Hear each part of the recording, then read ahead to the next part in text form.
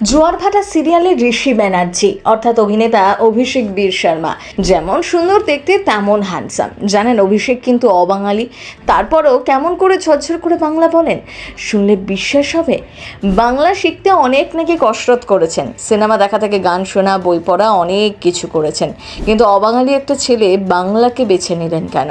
বিহারের পাটনায় অভিষেকের জন্ম, সেখান থেকেই কলকাতায় আসা। অভিষেকের অভিনয় জগতে আসার জার্নিটা ঠিক কেমন ছিল আজকের ভিডিওতে আপনাদের বলবো অভিনেতার সম্পর্কে অজানা কিছু কথা। জোয়ার ভাটা দেখেছেন?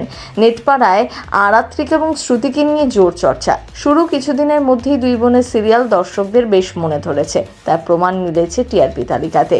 আর এই দুই বোনের জীবনের আপাতত একটাই নায়ক, ঋষি ব্যানার্জি, কলকাতা শহরের মোস্ট এলিজেবল ব্যাচেলার। একদিকে দুই বোনের চোখে প্রতিশোধের আগুন, তাদের চোখে নায়কই ভিলেন, আর অন্যদিকে ঋষির ইমোশন। দর্শকরা ভালো করেই জানেন এই গল্পের ঋষি ভিলেন নয়, বরং সহজ সরল মনের রোম্যান্টিক একটা ছেলে। কিন্তু দুই বোন নিশা আর অজির কাছে তাদের বাবার চলে যাওয়ার জন্য ঋষি দায়ী। গল্প যেদিকে এগোচ্ছে তাতে বোঝা যাচ্ছে ঋষির জীবনের নায়িকা হতে চলেছেন নিশার ছোট বোন অজি। আচ্ছা, নায়িকা দুজন, নায়ক একজন কেন? পরে হয়তো গল্পের মোড় বদলে যাবে। আপাতত জোয়ার ভাটা সিরিয়ালের ওয়ান অ্যান্ড অনলি হিরো ঋষি ব্যানার্জি। ঋষি থুরি অভিষেককে আপনার কেমন লাগে? এর আগে বেশ কয়েকটা সিরিয়ালে অভিষেক নায়কের চরিত্রে অভিনয় করলেও জোয়ার ভাটা সিরিয়াল তাকে এনে দিয়েছে তুমুল জনপ্রিয়তা। সোহাগজাত সিরিয়ালে অভিষেককে ভালোবাসায় ভরিয়ে দিয়েছেন দর্শকরা। এরপর আবার জোয়ার ভাটা সিরিয়ালের দৌলতে অভিষেক আলোচনায় উঠে এসেছেন। নেটপাড়ায় অভিষেককে নিয়ে এখন কৌতূহলের শেষ নেই। জানেন এই ছেলেটির জন্ম কিন্তু বিহারের পাটনায়, তারপরেও বাংলা সুরে ধরতে পারবেন না অভিষেক আসলে হিন্দি ভাষী। এত ভালো বাংলা শিখলেন কিভাবে? অভিষেক একজন থিয়েটার শিল্পীও। পুনেতে পড়াশোনার সময় তিনি একটি থিয়েটার গ্রুপে যোগ দিয়ে অভিনয় শিখেছিলেন। পরে টেলিভিশনের পর্দায় পা রাখা।